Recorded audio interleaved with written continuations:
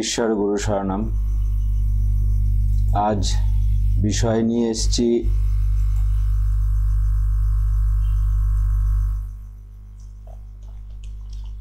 আদিষ্ট, সত্য ধর্মের আদিষ্ট কেমন হয়, বিষয়গুলো একটু লিপিবদ্ধ আছে, ওখানে জানানো আছে, কিন্তু তাও একবার জানিয়ে দিচ্ছি বিষয়গুলো কেমন। আদিষ্ট কাকে বলে, আদিষ্টের কাজ কি, কি কি গুণ থাকলে আদিষ্ট হওয়া যায়, সত্য ধর্মের প্রথম আদিষ্ট কে। আমি প্রথমেই বলি, কেননা একটা জিনিস আমার চোখে পড়েছে, সেটা হচ্ছে প্রথম আদিষ্ট কে। প্রথম আদিষ্ট বলতে কি বোঝায় সেটা নিয়ে আমি বিস্তারিত একটু জানাচ্ছি।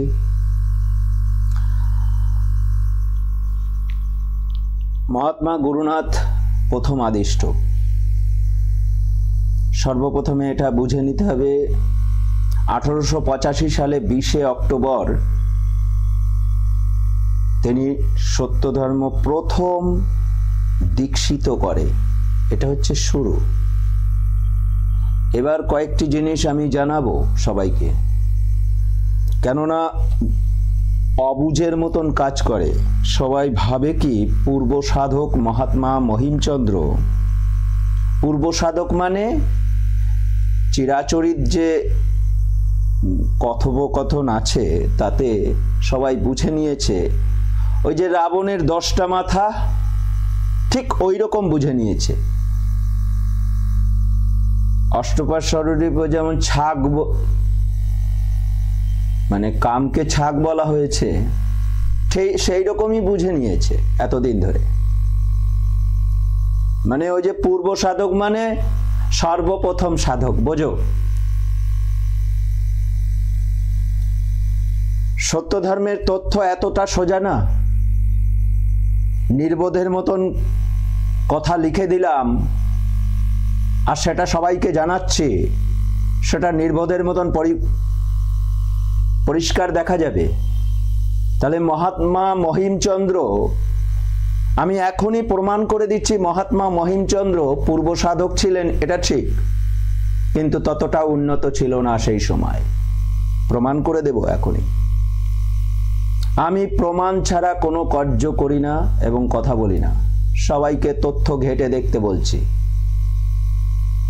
সবাইকে তথ্য ঘেটে দেখতে বলছি, যেন সবাই তথ্য ঠিকভাবে বিশ্লেষণ করে। নিজের মতন করে চাপিয়ে দিলে হয় না, ওই রাবণের 10টার মাথার মতন বুঝে নিলে হবে না যে ওই 10টা মাথা দিয়ে মায়ের গর্ভ থেকে বেরোতে পারে না। 10টা মাথা মানে একটা মাথার 10টা বুদ্ধি, ঠিক সেই রকমই এই যে পূর্ব সাধক মানে প্রথম আদিষ্ট না, এটা বুঝে নিতে হবে। প্রথম আদিষ্ট না, এটা বুঝে নিতে হবে। পূর্ব সাধক উত্তর সাধক যদি না হয়, পূর্ব সাধকের কোনো কার্য হবে না। উত্তর সাধক আগে পরমপিতা নির্ধারণ করে। এ তথ্য বুঝতে গেলে একটু গভীর থেকে গভীর জায়গায় যেতে হবে, না হলে বোঝা যাবে না। এতদিন তো কেউ বুঝতে পারেনি যে সাকার কাকে বলে। উপাসনাকালে সাকার কিছু রাখা যায় না, এই বোধটুকুনো নেই। তারা ওই রকমই করবে, তারা ওই রকমই চিন্তা ভাবনার, যে পূর্ব বলতে প্রথম সাধক, প্রথম আদিষ্ট। আমি একটি কথা সবাইকে জানাচ্ছি, যেন জীবনী বই থেকে পড়ে নেয়। একবার মানে মহাত্মা গুরুনাথ তখন আহিটোলা বঙ্গ বিদ্যালয়ের শিক্ষকতা করতেন। ঠিক সেই সময় ভালো করে সবাই যেন অনুধাবন করে বিষয়টা। ঠিক সেই সময় মহিমচন্দ্র কলেজে পড়তো। তা ইঞ্জিনিয়ারিং নিয়ে পড়াশোনা করছে। তখন ওই মেসে থাকতো। তা গুরুদেব বাজারে গেছে মহিমচন্দ্রকে নিয়ে। তখন মহিমকে ডেকে বলছে, মহিম দেখো ঘরে তো চোর এসছে, তাড়াতাড়ি যাও, যেইটুকুনো যা আছে সব নিয়ে যাবে। তো মহিমচন্দ্র তো অবাক হয়ে গেছে, বাজারে এখন আমার সঙ্গে আছে, কি করে বলতে পারছে ঘরে চোর ঢুকেছে। তাড়াতাড়ি ঊর্ধ্বশ্বাসে যায়, গিয়ে তখন দেখে সত্যি চোর এসছিল। যাই হোক, যাওয়াতে বেঁচে গেছে, মানে সব কিছু সেই সময় নিয়ে যেতে পারেনি চোর। যাই হোক, এই আশ্চর্য ঘটনা গিয়ে কলেজে জানায়। দুই একজন সঙ্গীকে, মানে তাদের বন্ধুবান্ধবকে নিয়ে, মহিমচন্দ্রের বন্ধুবান্ধবকে নিয়ে দেখাতে আসে, দেখ কত বড় সাধক। একটা ঘটনা বললাম, পড়ে নিতে বলছি সবাইকে। তখনও অতটা উন্নত হয়নি, কিন্তু কাজ চলছে। আশীর্বাদে মহিমচন্দ্রের আত্মাকর্ষণের শক্তি হয়েছে, তাও ওই উন্নত অবস্থান না, এটা বুঝতে হবে। আদিষ্ট আদেশ পায়, পরমপিতার কাছ থেকে আদেশ পায়। প্রথম আদিষ্ট হন মহাত্মা গুরুনাথ। প্রথম 1885 সালে সত্যধর্মে প্রথম দীক্ষা দেয় দুজনকে। ইতিহাস ঘেটে পড়ে নিতে বলছি। তারপর আবার বলছি, পূর্ব সাধক মানে প্রথম আদিষ্ট না। এরকম যেন নির্বোধের মতন উক্তিগুলো সবাইকে এইভাবে উপস্থাপন না করে। ভালো করে তথ্য ঘেটে কথা বলতে বলছি সবাইকে।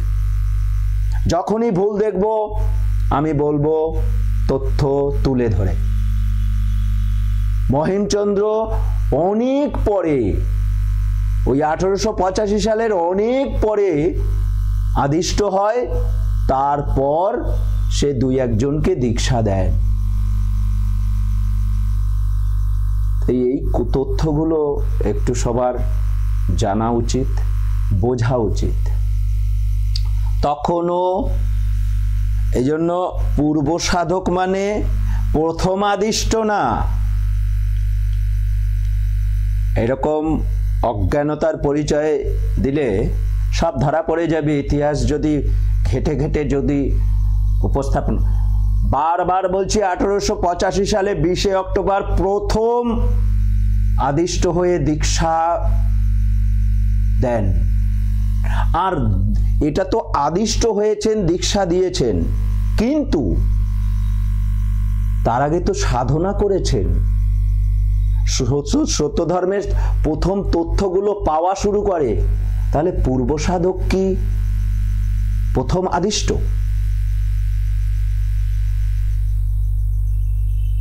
আদিষ্ট কাকে করে?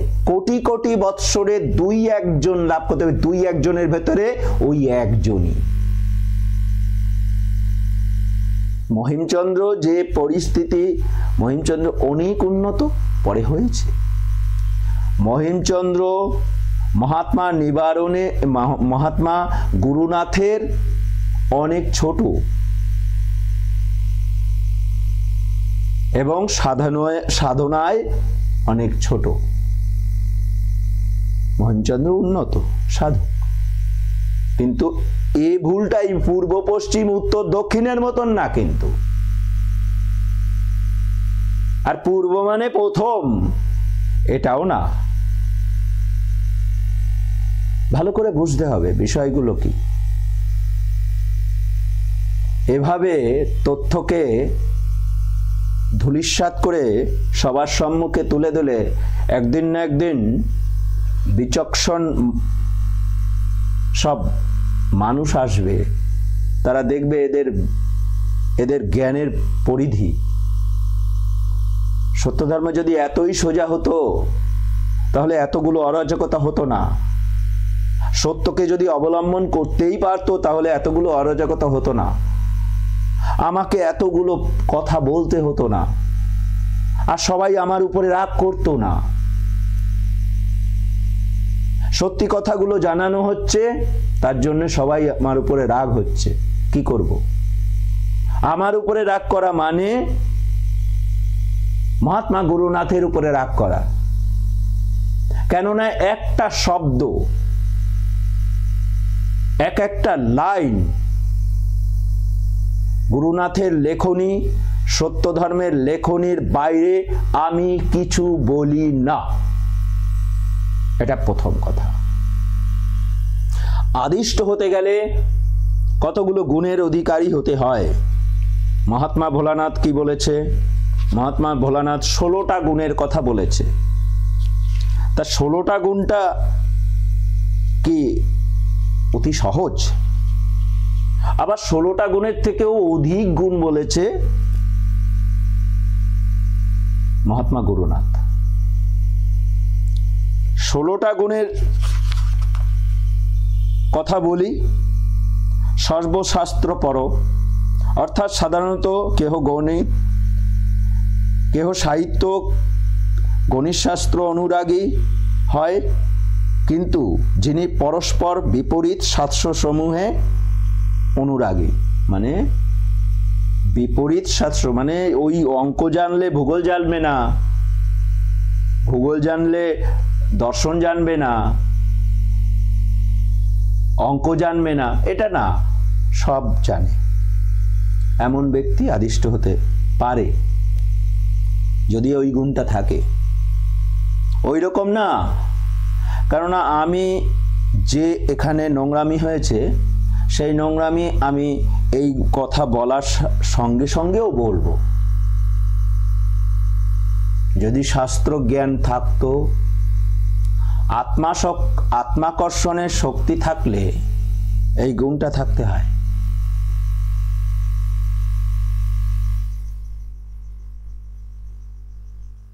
আর এই যে বাংলাদেশে দিলীপ বিশ্বাস যে ভণ্ডামিটা করে গেছে, সত্য ধর্মের সর্বনাশ করে গেছে, গুরুদেবকে জগৎগুরু বানিয়ে গেছে, বলছে আত্মাকর্ষণ, এটাই তো মূল ধরা পড়ে গেছে, ওটা আত্মাকর্ষণ ভণ্ডামি করেছে। এই যে শাস্ত্র পড়ো, ওই শাস্ত্রের সম্পূর্ণ মানে দক্ষ, ওই সকল শাস্ত্রে নানাবিধ ধর্মকর্মে সুনিপুণ, সে জানে না গুরুকে পরমা ভক্তি করিবে, নতুবা জগৎগুরু জগদীশ্বরকে ভক্তি করা অসাধ্য। তাহলে জগৎগুরু কে? কতগুলো গানে লেখা রয়েছে না, গুরু বলে গুরু বলে। এই যে একটা গান, গুরু পূজার জনের প্রতি, যা এতদিন তো জানতো না, গুরু পূজার জনের প্রতি, সেখানে কি বলা হচ্ছে? গুরু বলে গুরু ধরে জগৎগুরুর কাছে চল। গুরু ধরে গুরু বলে, গুরু বলে কোন গুরু? আমার গুরু। গুরু বলে গুরু ধরে, এখানে কোন গুরু? বীজমন্ত্র গুরু। ধরে জগৎগুরু। তাহলে জগৎগুরুকে, জগৎ সৃষ্টি যিনি করেছেন সেই পরমপিতা পরমেশ্বরই জগৎগুরু। আর ওই ভণ্ড কি করলো? সেখানে জগৎগুরু গুরুনাথের জয় জয় জয়,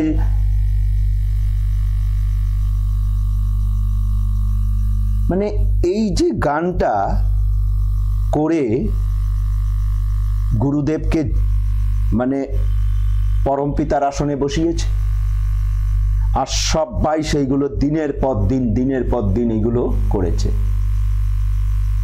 পরশে পরশে আয়স মেলে ঠিক তেমনটি হয়েছে। দোষের চর্চা করলে সবাই দোষী হতে পারে, তার সংখ্যা হাজার হাজার লক্ষ লক্ষ মানুষ দোষী হয়ে যেতে পারে, কিন্তু গুণের চর্চা করলে গুণী হয় না কেন? আর দোষ করলে সত্য এমনই একটা বিষয়, দোষ করলে কিন্তু সে 100 বছর হয়ে গেল, 1000 বছর হয়ে গেল, ধরা সে পড়বেই, তার তথ্য দিয়েই, তার দর্শন দিয়েই, তার অবস্থান দেখেই সমস্ত কিছু সত্য তো সত্য প্রমাণ করে দেবে সে কতটা কি করে গেছে। ওই যে মহাত্মা সুরেন্দ্রনাথ যে সর্বনাশ করে দিয়ে চলে গেছে, তার ফলস্বরূপ এতগুলো সর্বনাশ হয়েছে, এটা সত্য। খাল কেটে কুমির আনা হয়েছিল, সত্য ধর্মের সর্বনাশ করে ছেড়ে দিয়েছিল। প্রথম গুরুদেবের ছবিটি বসিয়ে মহাত্মা নিবারণকে চোর উপাধি দিয়েছে। এগুলো আমি বারবার বলবো, যার খারাপ লাগে লাগুক, কিন্তু সত্য তো সত্য। ইতিহাস কখনো মিথ্যা কথা বলে না। তুমি ইতিহাসকে নিজের মতন করিয়ে মিথ্যা কথা বলে ইতিহাস তৈরি করলে কিন্তু ধরা পড়বেই আজকে না কালকে। সদা শাস্ত্রার্থবিদ, ওই শাস্ত্রের প্রকৃত অর্থ, এই তো অর্থ যেটা নিয়ে শুরু করেছিলাম। পূর্ব সাধক মানে সবাই বুঝেছে প্রথম আদিষ্ট, বুঝো? প্রথম আদিষ্ট হলে প্রথম দীক্ষা তার মহাত্মা মহিমচন্দ্র দেননি কেন? এরকম যেন অজ্ঞানতার পরিচয় দেওয়া না হয়। মহিমচন্দ্র উন্নত সাধক, পূর্ব সাধক মানে তথ্য তার দ্বারা আসবে, তথ্যটা আসবে ওই আত্মাকর্ষণের মাধ্যমে। প্রায়শই ওই মহিমচন্দ্রের ভেতরে আত্মাকর্ষণ রূপ উপায় দ্বারা এই সত্য ধর্মের বার্তা, আবার সেগুলোর লিপিবদ্ধ উত্তর সাধক করেছে। উত্তর সাধকই বড়, পূর্ব সাধক বড় না। এটা আগে বুঝতে হবে। সৃষ্টির শ্রেষ্ঠ গুরু, যিনি এই সৃষ্টিমণ্ডলের প্রথম সত্যকে উপস্থাপন করতে পেরেছে, সত্যকে আবিষ্কার করতে পেরেছে, সত্য এই দিয়ে। মহাত্মা গুরুনাথ আমাবস্যা তিথিতে জন্মগ্রহণ করলেন। পরমপিতা আমাবস্যা তিথিতে জন্মগ্রহণ করালেন কেন?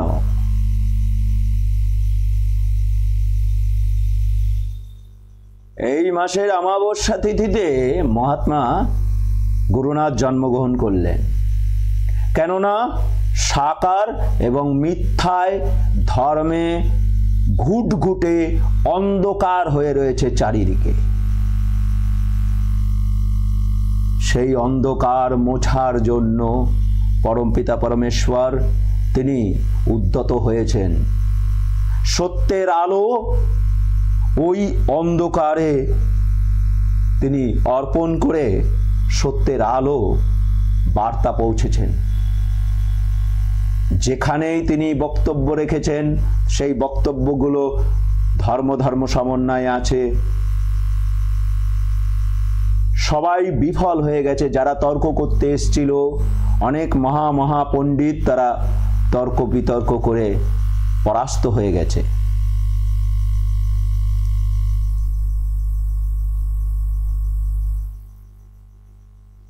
এই যে বিষয়গুলো বুঝতে হবে যে এখানে সত্যটা কেমন ভাবে আছে। সুবচা উৎকৃষ্ট বাক্য বিন্যাসে সমর্থ, অর্থাৎ সত্যপ্রিয় বাক্য এইরূপ বলিতে পারেন যে তাহাতে শ্রোতার হৃদয় বিগলিত হয়। সুন্দর। এ তো গেল একটা সুবচা, মানে উৎকৃষ্ট বাক্য। শব্দ যে প্রয়োগ করতে হয় সেগুলো যেন উৎকৃষ্ট হয়। ওই হৃদয়কে বললাম হৃদয়, ওটা উৎকৃষ্ট বাক্য না, ওটা মিথ্যা শব্দ। যদি মিথ্যা উচ্চারণ করো তুমি মিথ্যাবাদী, সে তুমি যেই হও। কায়ে মনে বাক্যে সত্যকে অবলম্বন করে শব্দ প্রয়োগ করতে হবে। সুন্দর অর্থাৎ প্রেমময় অবস্থা পরাকাষ্ঠাপ্রাপ্ত, স্বচ্ছ, বিকার শূন্য, সরল অন্তঃকরণ, যার ভিতরে কোনো কপটতা থাকবে না। কুলীন জীবতত্ত্ব, প্রকৃতি তত্ত্ব, দিক কাল পঞ্চভূত সকল বিষয় জ্ঞান সম্পন্ন ব্যক্তি। শুভদর্শন জগতের মঙ্গল সাধন জ্ঞান বিশিষ্ট। জগতের মঙ্গল সাধন জ্ঞান বিশিষ্টটা কেমন? জগতের মঙ্গল কখন করা যায়? যে আত্মমঙ্গল সাধিত করতে পারে আর একজনকে, মানে নিজে আত্মার উন্নতি করেছে, পরমপিতার দর্শন লাভ করেছে, সেই একটা দুটো পরমপিতার দর্শন লাভ করে আর একজনকে আত্মা উন্নতি মানে আর একজনকে একত্ব পাইয়ে দেওয়া, এটা মুখের কথা না। যে একত্ব পাইয়ে দিতে পারে সে একমাত্র এই যে শুভ দর্শন, তাকে সেই গুণটাকে বলা হয় শুভ দর্শন। জগতের মঙ্গল তখন সাধিত করা যায়, সবাই উপকার করে বেড়াচ্ছে না?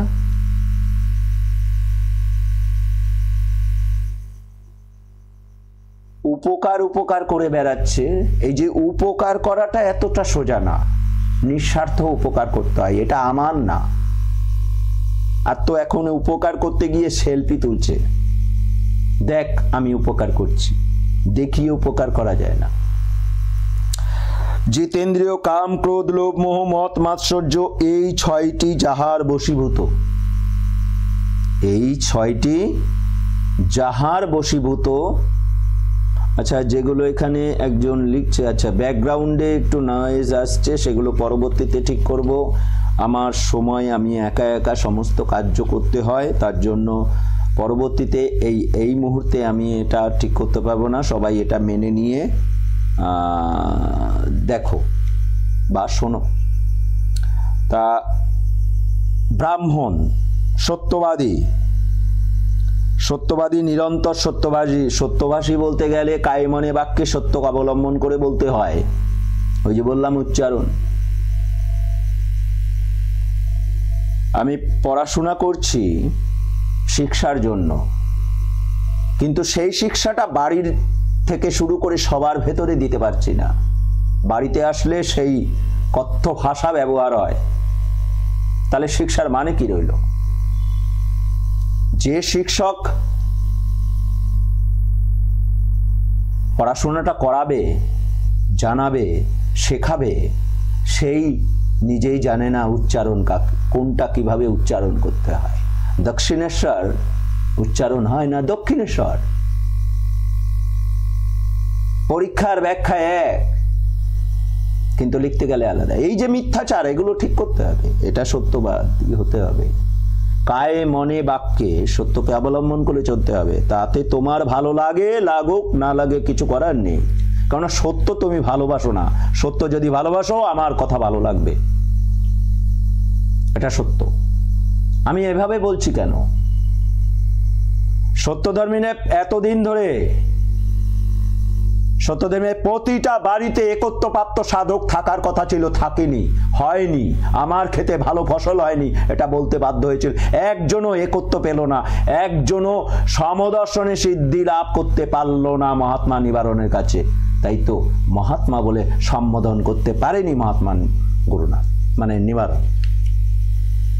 মহাত্মা গুরুনাথের কাছে যারা যারা সমদর্শনের সিদ্ধি লাভ করেছে তারা সবাই মহাত্মা। সেই সময় মানে সমদর্শনের সিদ্ধি লাভ করলে মহাত্মা বলে বিবেচিত হন। আর ওই সবাইকে দেখালাম আমি সমদর্শন করেছি, এসব চলে না এখানে। সমদর্শন করলে ক্ষুধাহীন তৃষ্ণাহীন নিদ্রারহিত অবস্থা লাভ করা যায়, সমস্ত সিদ্ধি হয়ে যায়। সমদর্শনের সিদ্ধি লাভ করলে সমস্ত সিদ্ধি হয়ে যায়। এটা মনে রাখতে হবে, এটা বুঝতে হবে যে কি বলা হচ্ছে। তাই এখানে এই যে বলছে ব্রাহ্মণ ব্রহ্মজ্ঞ ব্রহ্মদর্শী, এর আগেও তো বললাম যে এই যে জগতের শুভ দর্শন মানে জগতের মঙ্গল, তার মানে জগতের মঙ্গল সাধন করতে গেলে পরমপিতার দর্শন লাভ করতে হবে অনেকগুলো গুণে। তারপরে আর একজনকে দর্শন করিয়ে দেওয়ার ক্ষমতা যদি থাকে তাহলে তাকে জগতের মঙ্গল সাধন জ্ঞান বিশিষ্ট বলা হয়, তাকে শুভ দর্শন বলা হয়।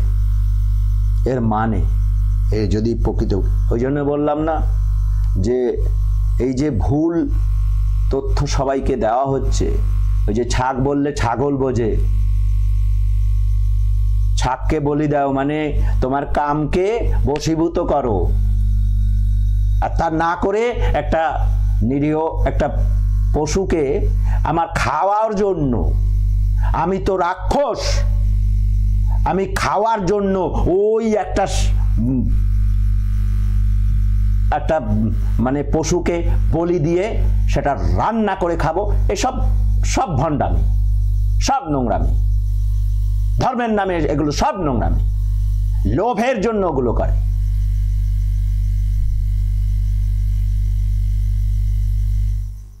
ওই উন্নত আত্মা উনি খান, ওনার মুখ আছে,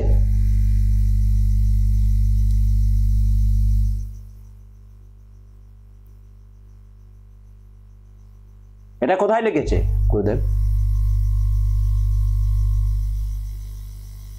তোমার মুখ নেই, তোমার শরীর নেই, মুখ নেই, তোমার শরীর নেই, কান নেই, তোমার শরীর নেই, চোখ নেই, এই শরীর সমস্ত কিছু এখানে ফেলে দিয়ে চলে যেতে হয় পরলোকে।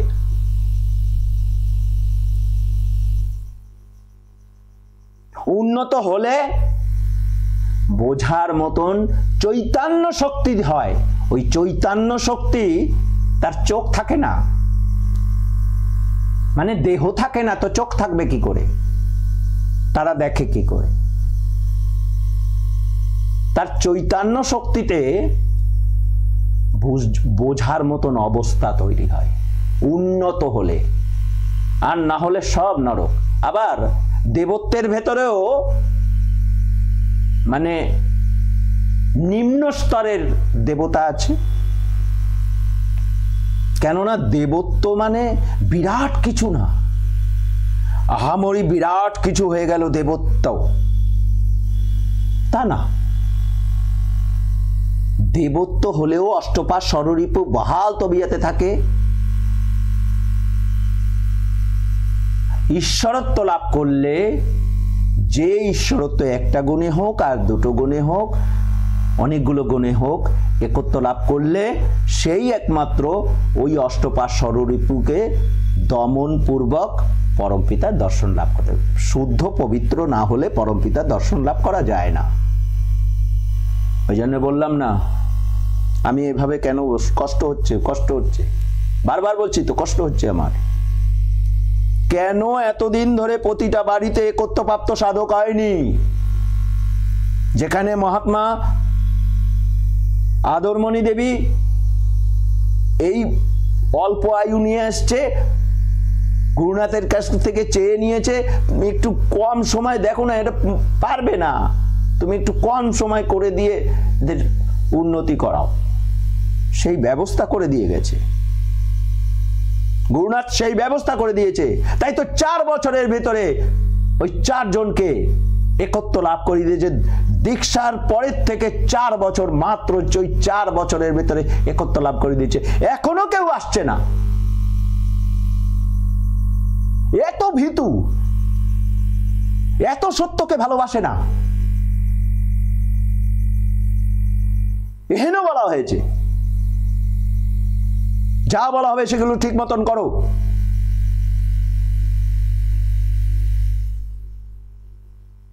সব প্রমাণ থাকবে, সবকিছু করা হবে।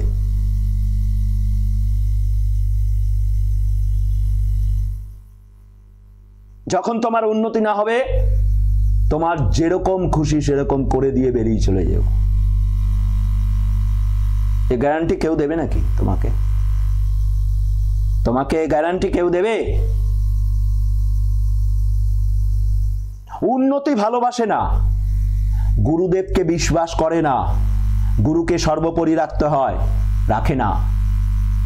কল্পিত দেবদেবী ছবি মূর্তি ফেলে দিতে বলেছে, তুমি দেবতার পুজো করো। কে বলেছে দেবতার পুজো করা যাবে না? গুরুদেব তো বলেছে দেবতার পুজো করতে। কিভাবে পুজো করতে হয়? ওই মূর্তি চিন্তা করতে পারবে না। মনোমন্দিরে ওই মূর্তি যেন চিন্তা না করো, ওই মিথ্যা মূর্তি চিন্তা করতে পারবে না। তার গুণ নিয়ে ব্যাকুলভাবে তুমি প্রার্থনা করো, সেই গুণ নিয়ে তুমি গুণকীর্তন করো। কিন্তু ওই ঘটে পটে ওসব করলে অধম কল্প, নিম্ন স্তরের কাজ করতে, ওটা নিম্ন স্তরের কাজ।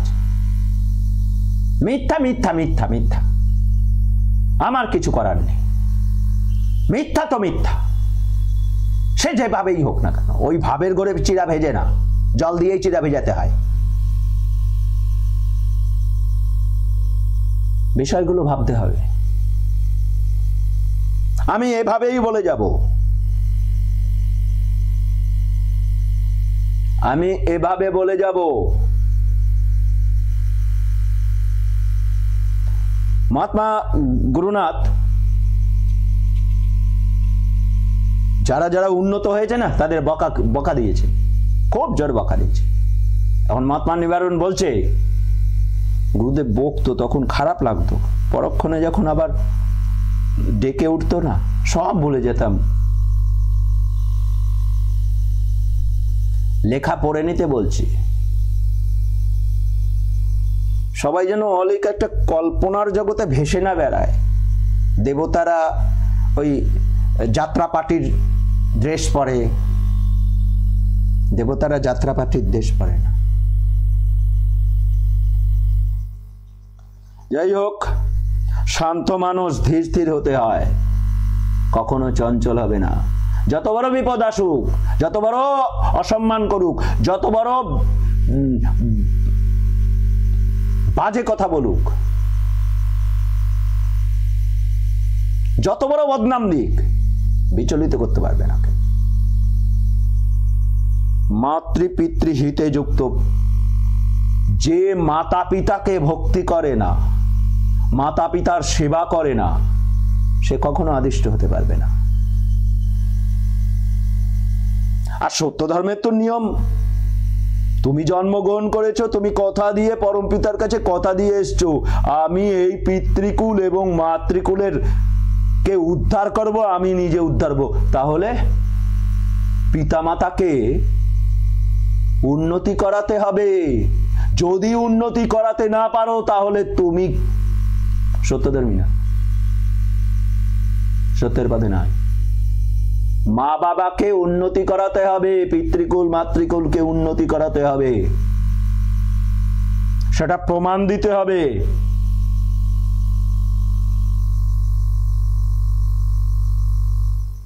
গুরুদেব যে 10 সহস্র বছর সত্য ধর্মের জন্য কাজ করছে, অপুরন্ত কাজ করছে, তিনি যদি আমার সঙ্গে অভেদ না হয়ে থাকে, তাহলে আমি কি করে বলবো যাও আমি তোমার গুরুদেবের সঙ্গে দেখা দিয়ে আসবো? এটা কি সম্ভব হয়? যদি অভেদ না করে থাকে আমার সঙ্গে, যেটা সত্য সেটা বলবো। এগুলো আবার মানে কত বড় নির্বোধ, মানে গুপ্ত অবস্থায় থাকতে। গুপ্ত মানে গুরুনাথের সেনগুপ্ত বলে কি গুপ্ত গুপ্ত ভাবে নাকি? সাধন জীবন যখন চলে না, তখন গুপ্তই থাকতে হয়, মানে সেগুলো কাউকে কি বলবে, কিছু জানো না তো কি বলবেটা কি, তোমার কি হয়েছে তুমি বলবে কি। পঞ্চম পরিচ্ছেদ পড়ো, সব ভণ্ডামি ধরা পড়ে যাবে পঞ্চম পরিচ্ছেদ পড়লে। এই যে সারা পৃথিবীতে যা সব ঘটনা ঘটছে না, সব ধরা পড়ে যাবে ধর্মের নামে।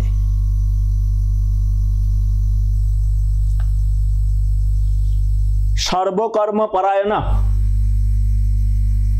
প্রতিটা কাজ সে এগিয়ে গিয়ে কাজ করবে, তার ভেতরে না কখনো থাকবে না, সে যে কাজই হোক না। আশ্রমী, প্রধান আশ্রম গৃহস্থাশ্রম স্থিত, অর্থাৎ তাহার হৃদয়ে জগদীশ্বর বিরাজমান, মানে নিত্য ব্রহ্ম দর্শন। সদা এই কথাটার অর্থই হচ্ছে আশ্রমী কখন হয়, নিত্য পরম পিতার দর্শন লাভ হলে আশ্রমী হয়। দেশবাসী, দেশ অর্থাৎ ভূমির অংশ বিশেষ, ওই আত্মাকর্ষণ, ধ্যান, এইসবের মাধ্যম দিয়ে কেউ যদি পেয়ে থাকে, কোনো বীজ পেয়ে থাকে, বলছে আমি স্বপ্নে দীক্ষা পেয়েছি, কেউ কেউ বলছে, আমার কাছেও এসছে এরকম, স্বপ্নে দীক্ষা পেয়েছি, কেউ বলছে আমাকে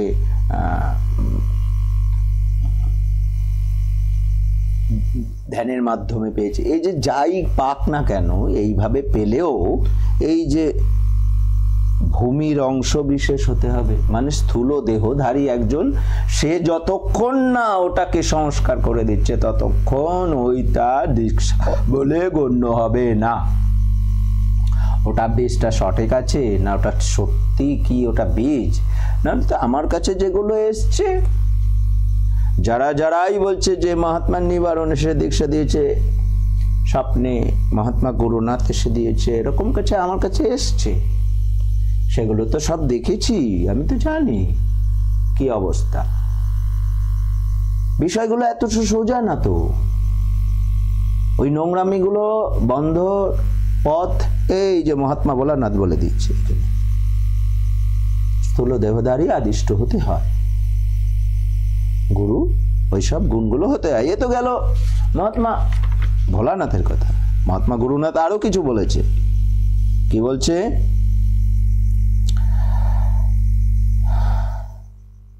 বলছে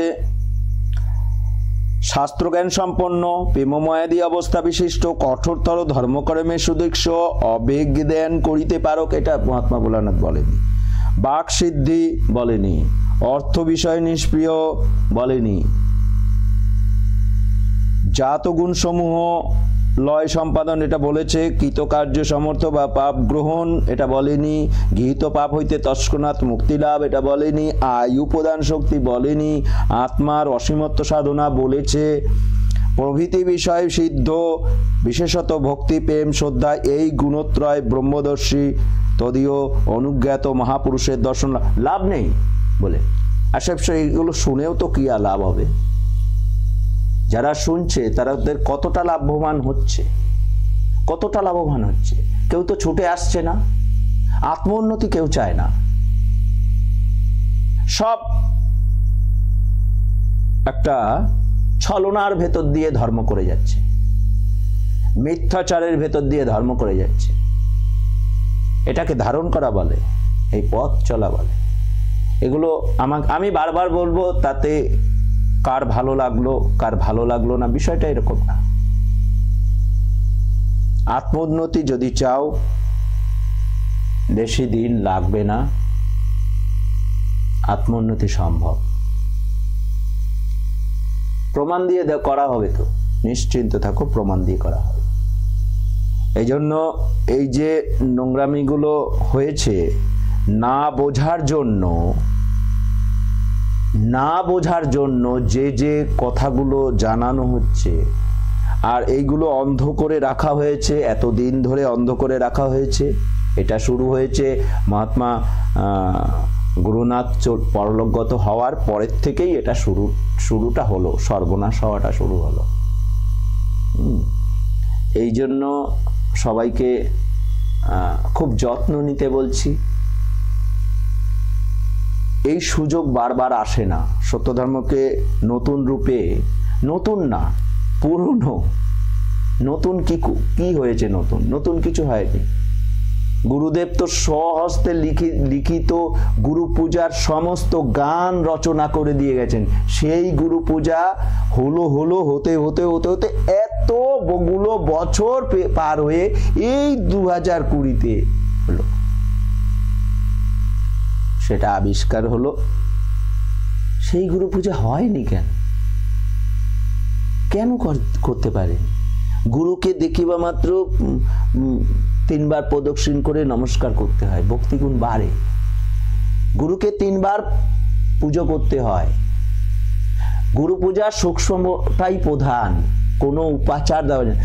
সমদর্শন কালে কোনো কিছু দেওয়া যায় না, কিচ্ছু না। সমদর্শন কালে গুরুর ওই স্থূল গুরু পূজা না করলে ভালো হয়। আবার প্রতিদিন গুরুকে দর্শন করতে হয়,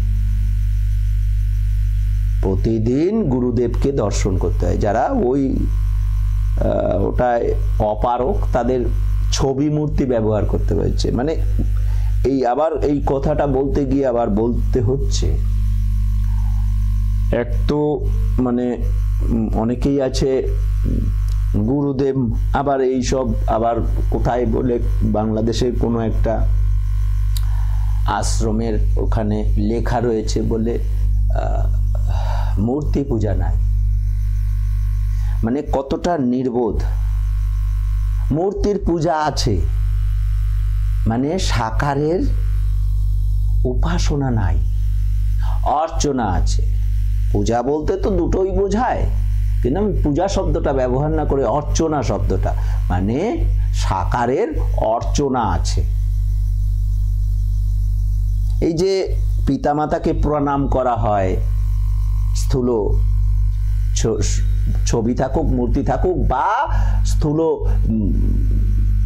তার বাবা মা জীবিত আছে, এই যে পোশাক, তাকে পোশাক কিনে দেওয়া হয়, তার একটু সেবা করা হয়, তাকে খাইয়ে দেওয়া হয়, বৃদ্ধ হলে খাইয়ে দেওয়া হয়, সমস্ত সেবা করা। এটা কি? এটা পূজা। তার সেবাটাই হচ্ছে পূজা। সে যাতে সন্তুষ্ট থাকতে পারে, তাকে যেন সত্য বোঝানো হয়। সে কল্পিত দেবদেবীর ছবি মূর্তি পূজা করলে তাকে ওখান থেকে সরাতে হবে, এটাই সন্তানের কর্তব্য। ওই মিথ্যা থেকে তাকে সত্যে নিয়ে আসতে হবে, এটাই কর্তব্য, এটাই প্রকৃত সন্তানের কর্তব্য। সত্যে স্থাপন করা সন্তানের কর্তব্য, পিতামাতাকে সত্যে স্থাপন করা।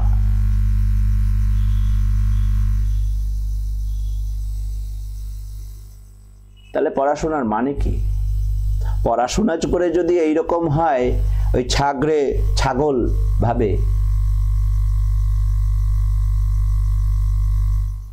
এখন মেষ রে, তাহলে ওই মেষ বলি দিক। ক্রোধকে মেষ বলা হয়েছে।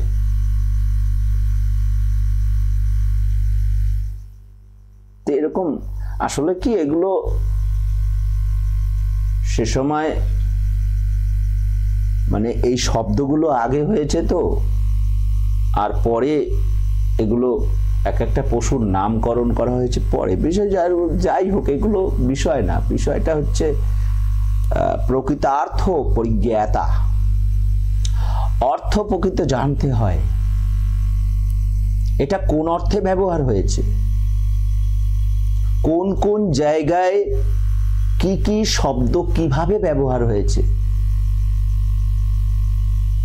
একটা শব্দ নানান জায়গায় নানান রূপে ব্যবহার হয়, সেটা নির্ভর করছে যে পড়ছে সে ওই বিষয়টা ভালো করে জানতে পারছে কিনা।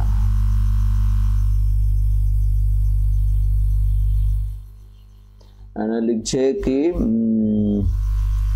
ব্রহ্মদর্শী সাধক দ্বারা বৈদিক ভাষায় দীক্ষিত না, অর্থাৎ সত্যধর্মে বইয়ের লেখনী অনুসারে তারা এখনো সত্যধর্মী হতে পারেনি। এটা তো অবশ্যই মানে সত্যধর্মে যারাই মানে মানে দীক্ষা পাবে সত্য ধর্মে, তাদের সমস্ত সবার বীজ আলাদা হয়। আর গুণ অনুসারে সবার গুণ অনুসারে যতটা পাপ করেছে জন্ম ধরে কি করবে, কিভাবে পরমপিতা দর্শন লাভ করবে, সব ওই বীজের ভেতরে থাকে। সবার বীজ আলাদা থাকে, একজনের বীজ আরেকজনের সঙ্গে মিল নেই, এবং ওই মানের সঙ্গে তার আত্মার বৈশিষ্ট্যের মিল আছে। যেমন আম গাছে কলা হয় না, আমের বীজে আমই হয়। সবার বীজ আলাদা, ওই আম থেকে যে আরো আম তৈরি হয়, সবার গুণাগত মান আলাদা হয়। ওই আমেরও গুণাগত মান, অনেক আম হয় আর ভেতর গুণগত মান আলাদা আলাদা হয়। কেউটায় পচন ধরে, কেউটায় পচন ধরে না। তাহলে যেটায় পচন ধরেছে সেখানে কিছু কীট ঢুকে গেছে, যার জন্য ওটা পচন ধরেছে। ঠিক সেরকম আমরা পাপ করে বসি, এরকম আর কি অনেক কিছুই আছে। বিষয়গুলো এরকম ভাবতে হবে। আম গাছে কলা ঘর ধরে না, এটা আগে বুঝতে হবে। সেই জন্য ওই বীজ আলাদা হয় গুণ অনুসারে। আর সেই বীজে, যে বীজে তুমি পরমপিতা থেকে বিচ্যুত হয়েছিলে, সেই বীজেই তোমার মুক্তি। সেই বীজ একমাত্র আদিষ্ট ছাড়া সম্ভব না, দেওয়া সম্ভব না। ওখান থেকে বোঝা শুরু হয়। আর তারপরে থেকে সত্যধর্মীদের মানে যদি সে উন্নতি করতে চায়, ওই প্রথম সিঁড়ির পরে পরের সিঁড়িটা ধাপ করে নিচে নেমে যাবে এরকম না। কিন্তু মানে প্রথম সিঁড়ির সমদর্শন মানে একদম সমদর্শন প্রথম সিঁড়ি। এই প্রথম সিঁড়ির যে নিরামিষ খাওয়া শুরু হয়, তারপরে কিন্তু ধাপাস করে নিচে নেমে যায় না। মানে আবার সেই মাংস মাছ যদি সিদ্ধি না লাভ করে তাহলে খেতে পারে। সেই জন্য আর চিঠিতে গুরুদেব লিখেছে, তুমি তো সমদর্শন ভগ্ন করে ফেলেছো, তা এখন ওই নিয়ম চালানোর দরকার কি? চিঠিতে পড়ে নিতে বলছি সবাইকে, ওই নিয়ম চালানোর দরকার কি? মানে সমদর্শন ভেঙে বেরোচ্ছে। সমদর্শন যদি না ভাঙে তাহলে ওইটা নিয়েই পুরোটা জীবন কাটাতে হয়। মানে সত্য ধর্ম অবলম্বী ওইখানে বলছে, একটা জায়গায় বলছে যে সত্য ধর্ম অবলম্বীগণ, মানে সত্য ধর্ম অবলম্বীগণ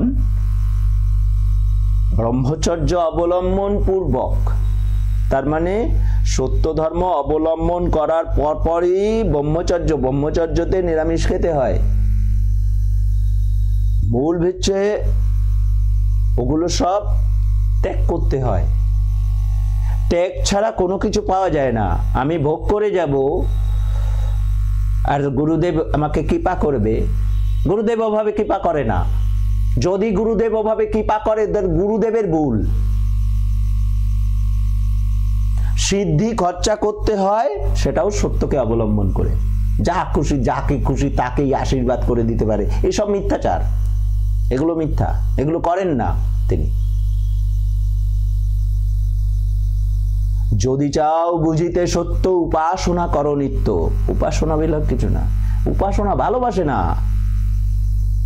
আর যে ভালোবাসে না, আমি ভালোবাসেই দিতে পারবো, কথা দিচ্ছি। যে 5 মিনিট বসতে পারে না, আমি তাকে সারাদিন বসিয়ে রাখতে পারবো উপাসনায় ভালো লাগিয়ে দেব।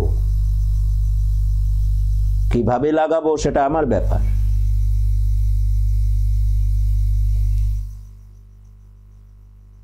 অবশ্যই এখানে বলছে বাংলাদেশ ও ভারতের মধ্যে গুরু পূজার কোনো পার্থক্য আছে কি? অবশ্যই পার্থক্য। একমাত্র বাংলাদেশ আর ভারতের বিষয় না, একমাত্র গুরুনাথ সত্য ধর্ম মহামণ্ডল কেন্দ্রেই যে গুরু পূজা হয় সেটাই সঠিক। আর বাংলাদেশ, ওই বঙ্গ, এই বঙ্গ, যত জায়গায় গুরু পূজা হচ্ছে সব ভুল। গুরুদেব স্বহস্তে লিখে গেছে উপাসনা পদ্ধতি অনুযায়ী গুরু পূজা। তাহলে গুরু পূজা ওই পূর্ব পূজা হচ্ছে না কেন? গুরুকে দেখিবা মাত্র প্রদক্ষিণ করে কেন? প্রথম তো ভেবেছে আমরা ওখানে খেলছি, ওখানে প্রথম প্রথম ওগুলো নিয়ে হাসাহাসি করেছে। কার উপরে হাসাহাসি করেছে? হাসাহাসি করেছে গুরুদেবের উপরে, কেননা গুরুদেব ওটা সাধনা বইতে লিখে গেছে। উপহাস্যটা কার উপরে করেছে? আমার উপরে? না না না না না, উপহাস্যটা গুরুদেবের উপরে করেছে।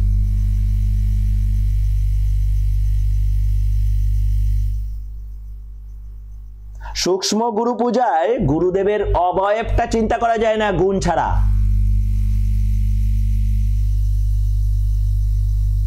এই জায়গাগুলো ভালো করে বুঝতে হবে, বুঝে চলতে হবে। তা সত্যি তোমরা যদি উন্নতি চাও, প্রবলভাবে উপাসনা করো। প্রকৃত সত্য ধর্ম অবলম্বী যারা, তাদের কেউ কেশাগ্র স্পর্শ করতে পারবে না। এটা কে বলেছে? মহাত্মা ভোলানাথ মানে শিব, তিনি মহানির্বাণতন্ত্রে এর উক্তি করে গেছে। সত্যপরায়ণ, সত্যনিষ্ঠা এবং ওই কুলের যারা মনে করে আমরা সত্য ধর্ম অবলম্বী, ওই কুলের যদিও যদি দীক্ষা নাও পায় তাও সত্যপরায়ণ। সত্যপরায়ণ কারণে আর কারণ ওই কল্পিত দেবদেবী ছবি মূর্তি নিয়ে ঘন্টা বাজালাম, ওটা সত্যপরায়ণ না, ওটা মিথ্যাচার। ওসব সত্যপরায়ণ না। বংশ দিয়ে কিছু হবে না। নিজের বংশটা সুন্দর করতে হবে, নিজেকে সুন্দর করতে হবে, পবিত্র করতে হবে, সত্যকে অবলম্বন করে চলতে হবে।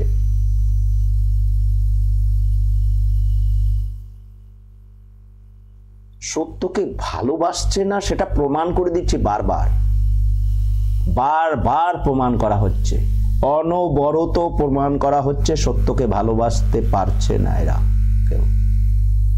গুরুদেবকে কেউ বিশ্বাস করে না। ওই 4 জন ব্যক্তি ছাড়া গুরুদেবকে বিশ্বাস করতে পারে না, বিশ্বাস করতে পারে না। গুরুদেবকে বিশ্বাস করেছিল ওই 4 জন, তারপরে আমি করেছি। তাই তো গুরুদেব আমাকে এতটা ভালোবাসে। তোমরা নিয়মিত কাজ করো, সত্য ধর্মের নিয়মে আসো, দীক্ষা নিয়ে সমস্ত কাজ করো। আমি লিখিত কথা দিয়ে দেব, আমি গুরুদেবকে সঙ্গে নিয়ে গিয়ে দেখা দিয়ে আসবো। তুমি দেখে নিও, অসুবিধা কি আছে? এ তো পরিষ্কার কথা। আর এগুলো লুকোচুরির কথা করার কিছু নেই। এগুলো লুকোচুরির কিছু নেই। প্লেন আবিষ্কার করে জলের তলায় ডুবিয়ে রেখেছে নাকি? না লুকোচুরি করে করেছে, না প্রকাশ্যে এনেছে।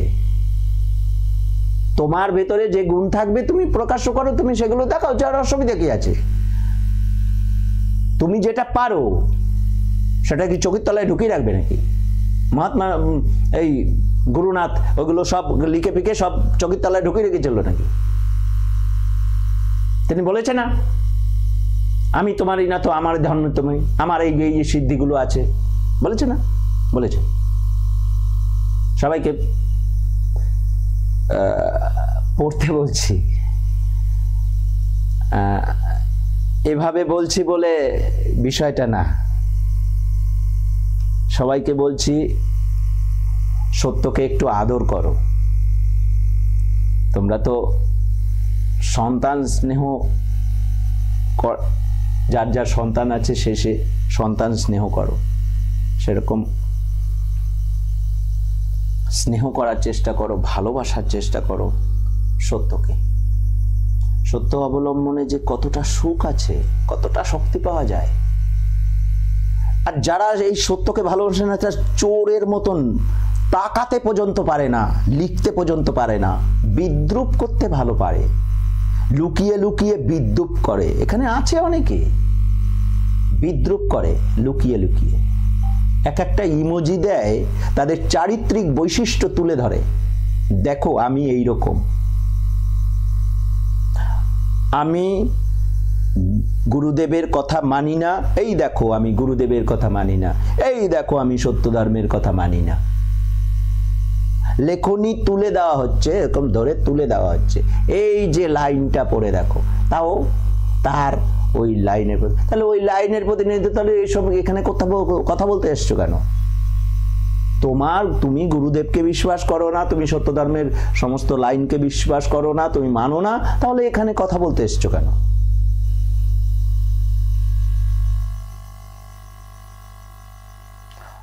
যে যেটা পারে, যে যেটা জানে, সেখানে গেলে তার গুরুত্ব থাকবে, নচেত কোনো গুরুত্ব থাকবে না।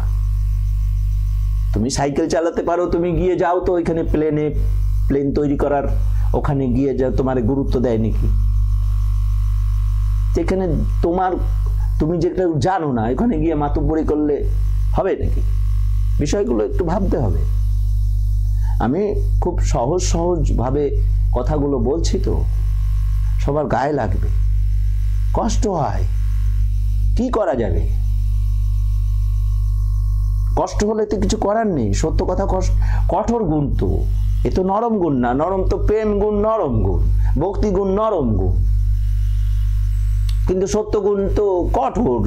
যাদের সত্য ভালো লাগে তাদের ভালো লাগবে, আর যাদের ভালো লাগবে না তাদের মানে সরার মতন লাগবে। ওই বড়শি বাদু ঢুকলে, টানলে যেমন অবস্থা হয়, বড়শি যদি শরীরের ভেতরে ঢুকে যায়, সেটা যদি টানা হয় যেমন হয়, ঠিক সেরকম সত্য সবার ভিতরে লাগছে, গিয়ে প্রচন্ড ভাবে লাগছে। যাই হোক,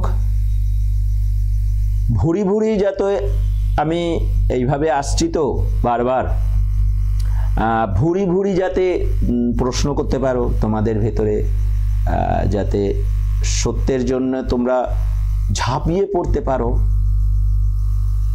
গুরুদেব বলেছে, প্রাণ অন্তেও মিথ্যা কথা বলিবে না। যে শব্দটা প্রয়োগ করছে না, প্রাণ অন্তেও, প্রাণের অন্ত হয়, আত্মার অন্ত হয় না, তাই আত্মহত্যা কথাটা মিথ্যা। প্রচলিত অনেক কথা আছে যেগুলো মিথ্যা,